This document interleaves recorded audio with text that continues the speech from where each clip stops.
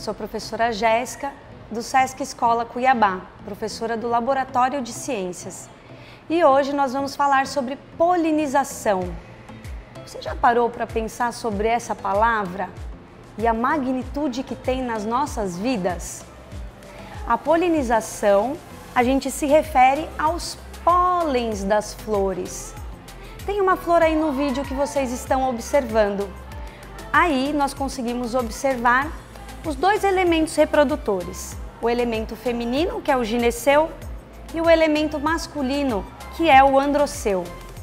No androceu se encontram minúsculos grãos que são os pólens. Esses grãos é que vão fecundar o gineceu para nascer um fruto, nascer novas sementes. Então todas as plantas precisam ser polinizadas. Mas será que todas as plantas têm as duas estruturas, os dois elementos feminino e masculino? Não.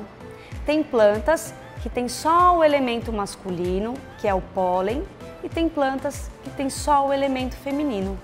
Então precisa haver a polinização cruzada. O que significa polinização cruzada? Significa que nós precisamos em uma mesma planta ou em plantas diferentes que haja troca de pólen entre as flores para poder haver fecundação, então o surgimento de frutos que vão dar origem a novas plantas. Mas quem faz esse processo de polinização, de carregar o pólen de um local para o outro? Na natureza, existem diversos animais que são polinizadores. Dentre eles, a grande maioria são os insetos.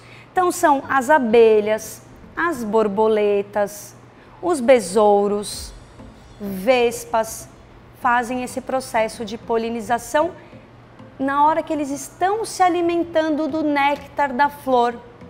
Aí no vídeo eu coloquei alguns exemplos de animais que estão se alimentando do néctar da flor e aí, consequentemente, ficam com o pólen grudado nos seus corpos e então carregam os grãos de pólen para as outras estruturas das outras flores.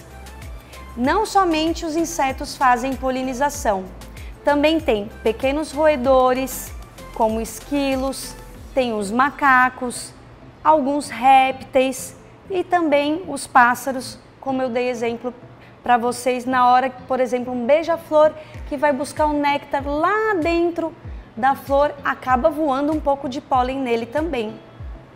Então todos esses animais vão fazendo a polinização cruzada entre plantas ou na mesma planta, e aí então dá origem e continua toda a vida cooperando com a biodiversidade.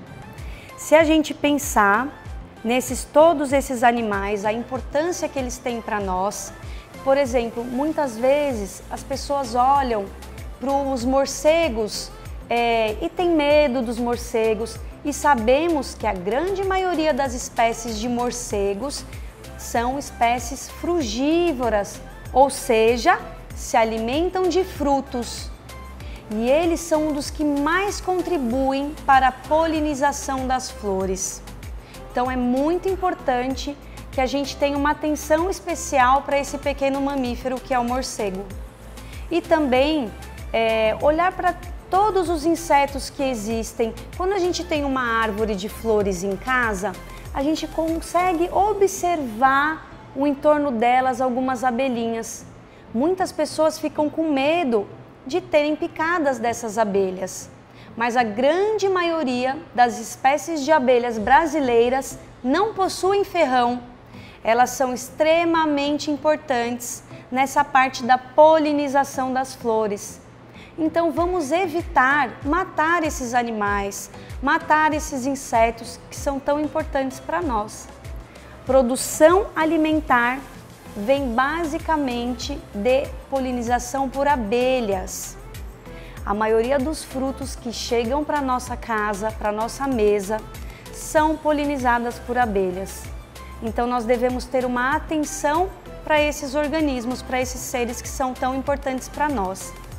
Eu vou deixar uma indicação de um filme chamado Bee Movie.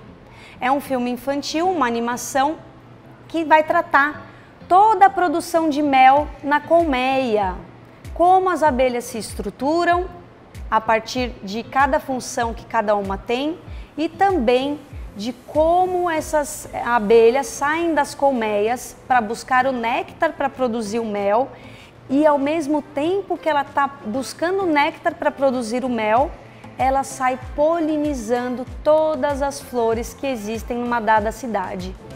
E aí chega um momento que essas abelhas param de fazer o processo de polinização. Causa uma série de transtornos. As flores param de surgir, com isso para a produção de alimentos, de grãos, de frutas. E tem um problema social muito grande na questão alimentar. Então, fica a sugestão para vocês assistirem a esse vídeo, certo? Quando a gente estiver na nossa casa, vamos observar em volta das nossas flores, dos pés de fruta. Se vocês não tiverem no quintal de vocês, olhem no entorno do bairro de vocês, vocês vão conseguir observar a riqueza de espécies de insetos que vivem ali, fazendo a polinização. Vocês vão até conseguir observar esse processo que é tão importante para nós. Também podem observar frutos comidos no chão por pequenos roedores que também estão auxiliando nesse processo de polinização. Vamos observar a natureza então? Obrigada, até mais!